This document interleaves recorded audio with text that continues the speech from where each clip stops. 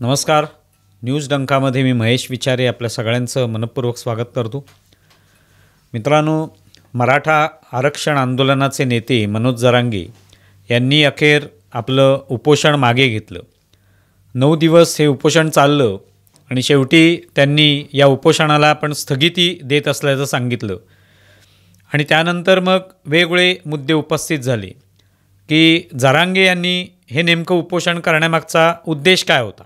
खरं तर जरांगे यांचं हे पहिलंच उपोषण नाही आहे. जवळपास 5-6 वेळा त्यांनी अशा पद्धतीने आमरण उपोषणाचा इशारा दिला, ते उपोषण केलं. मग कधी 4 दिवसांनी, कधी 5 दिवसांनी, आता हे 9 दिवसांनी त्यांनी हे आंदोलन मागे घेतलेलं आहे. म्हणजे उपोषणाचं आंदोलन, अर्थात मराठा आरक्षण आंदोलन सुरूच राहील.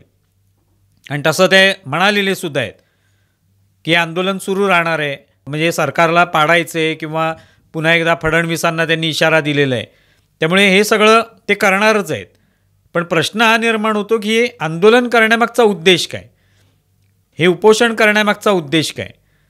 आता हे जे उपोषण केलं त्याच्यातून काहीतरी साध्य हाती आलं पाहिजे.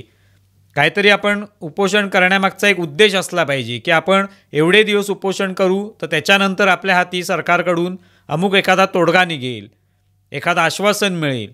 असं काही झालेलं दिसत नाही.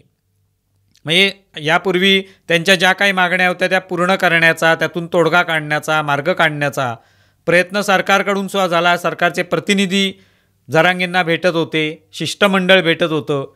पण यावेळेला मात्र 9 दिवस हे उपोषण सुरू राहिलं तरी देखील सरकारकडून जसा पाहिजे तसा प्रतिसाद मिळाला नाही. काय नेमकं कारण आहे याच्यामागचं?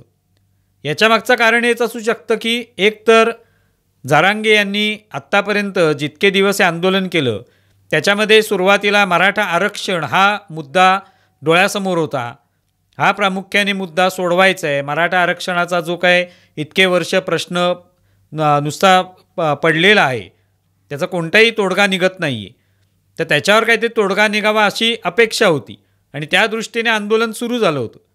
पण प्रत्यक्षामध्ये जसजसं आंदोलन पुढे सरकायला लागलं तसं आपल्या सगळ्यांना कल्पना आहे, अनेक वेळा याच्यावर व्हिडिओसुद्धा बनवलेले आहेत की जरांगे यांच्या मागण्या बदलत गेल्या. कुणबी असल्याचा दाखला जो आहे तो त्यांना द्या, त्यानंतर मग कुठे OBCमधूनच आरक्षण द्या, सगळे सोयऱ्यांना आरक्षण दिलंच पाहिजे, अशा प्रत्येक वेळेला वेगवेगळ्या मागण्या जरांगे करू लागले. तेही ठीक होतं, लोकांना तेही वाटत होतं की ठीक आहे, मराठा आरक्षण मिळालं पाहिजे. त्यातले जे काही गरीब आहेत, मागास आहेत, त्याच्यामधले त्यांना आरक्षण मिळालं पाहिजे ही भूमिका होती.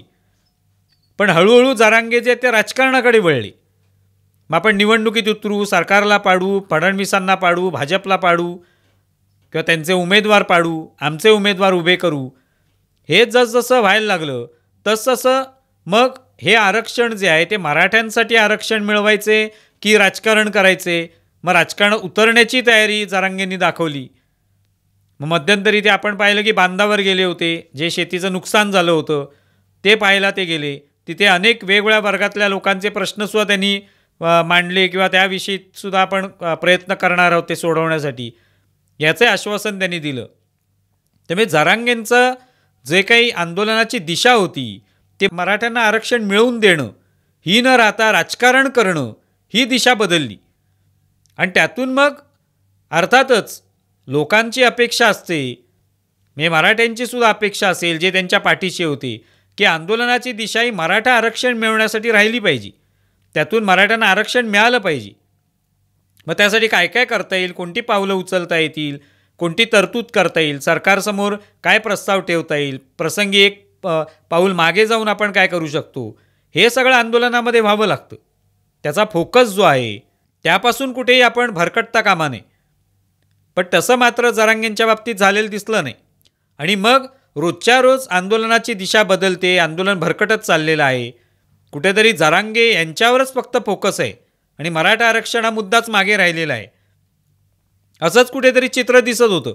मग त्याच्यातून जरांगे आणि फडणवीस असा वाद, जरांगे आणि छगन भुजबळ असा वाद, असं दिसत राहिल्याने लोकांनाही वाटायला लागलंच. आणि केवळ मराठ्यांनाच नसेल वाटत, महाराष्ट्रामध्ये 12 कोटी जनता आहे.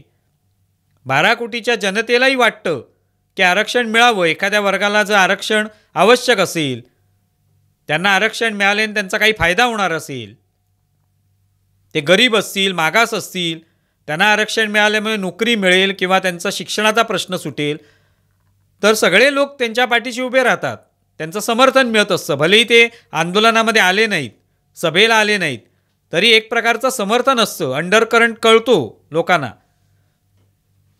की आपल्याला याला समर्थन द्यायला पाहिजे. पण तसं नंतर लोकांनाही कळायला लागलं की याच्यामध्ये फक्त राजकारण खेळलं जाते. बरं, महाविकास आघाडी जे विरोधी पक्ष आहेत ते तर कोणत्याच पद्धतीने मराठा आरक्षणाला आपलं समर्थन आहे असं म्हणत नाहीत. जर समर्थन आहे तर ओबीसीतून आरक्षण द्या असं ते म्हणत नाहीत. त्यामुळे याच्यात सगळं राजकारणच आहे हे हळूहळू लोकांच्या लक्षात यायला लागलं. आणि म्हणून मग त्यातले अनेक मराठेसुद्धा विरोध करायला लागले, मराठा नेतेसुद्धा विरोध करायला लागले.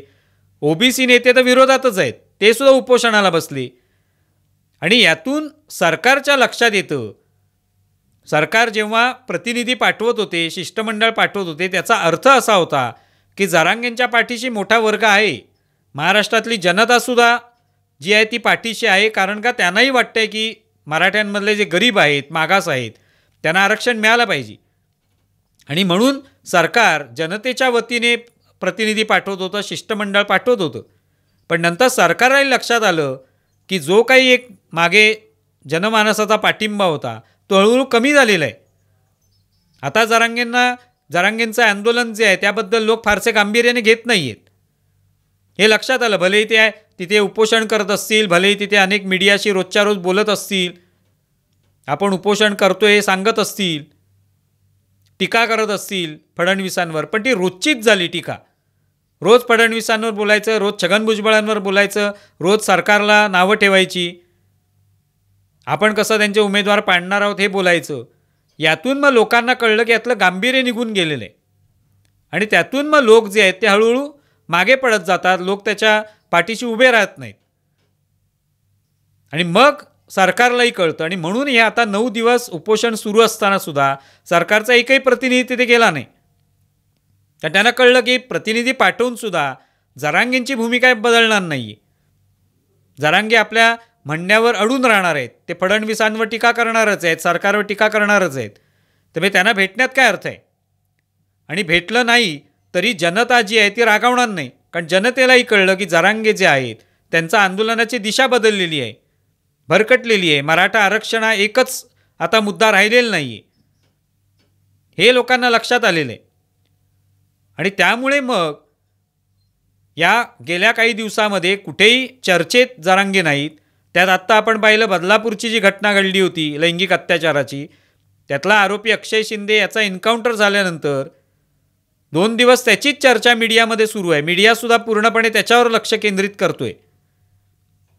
कशा पद्धतीने एन्काउंटर झाला किंवा दोघांकडूनही सरकारमधले लोक म्हणा किंवा विरोधी पक्षातले लोक हे एकमेकावर आरोप प्रत्यारोप करतायत, याकडेच सगळा फोकस आहे. जरांगेंकडे त्यामुळे लक्ष द्यायला कोणाला वेळच झालेला नाही. मीडियाच मुळात तिथे जाताना दिसून येत नाही. आणि मग जरांगेंच्या लक्षात आलं असेल की एवढं सगळं घडलंय, आपण एवढं आंदोलन करतोय, उपोषण करतोय, पण जनता जी आहे ती हे सगळं एन्काउंटरचं घडल्यानंतर सुद्धा आपल्याकडे कुणी बघायला नाही आहे, मीडिया पण आपल्याकडे येत नाही आहे, सरकार पण याच्यावर काय बोलत नाही, विरोधी पक्षही एन्काउंटरबाबतच बोलत आहेत. आणि म्हणून त्यांनी आंदोलन मागे घेतलं, हे उपोषण मागे घेतलेलं आहे. पण नेमका त्याच्यातून झालं काय, फायदा काय झाला? प्रत्येक उपोषणातून काहीतरी हाती लागलं पाहिजे. जसं आपण पाहतो की एखादा चित्रपट येतो, तो चित्रपट आल्यानंतर त्याचे अनेक भाग निघत राहतात. जसं खिलाडी नावाचा चित्रपट आला, मग खिलाडी नंबर 1, खिलाडी हो का खिलाडी, इंटरनॅशनल खिलाडी असे नाव, तेच खिलाडी नाव असलेले अनेक चित्रपट यायला लागले. लोकांना कंटाळा यायला लागला की दरवेळेला त्याच्यामध्ये तीच पात्र, दरवेळेला तेच नाव, त्यातली काय त्याच्यामध्ये काय कथा नाही आहे, कोणती गाणी नाही आहेत, हे सगळं लोकांना कळलं. आणि मग लोकांनी नाच सोडून दिला. तसंच जेव्हा 1-2 भाग लोक बघतात चित्रपटाचे, पण पुन्हा पुन्हा ते त्याच नावाने त्याच कलाकारांना घेऊन चित्रपट करायला लागलं तर लोक त्याकडे बघत नाहीत.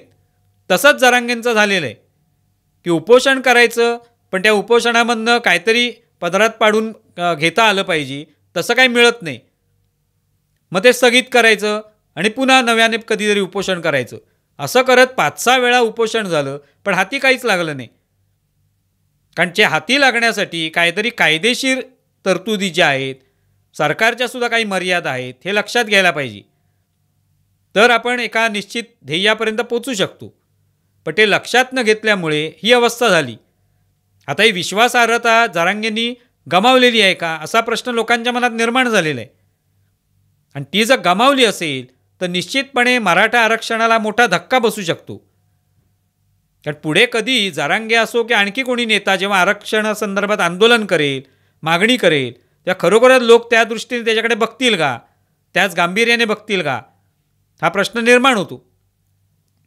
तुम्हाला या संदर्भात काय वाटतंय जरूर कळवा.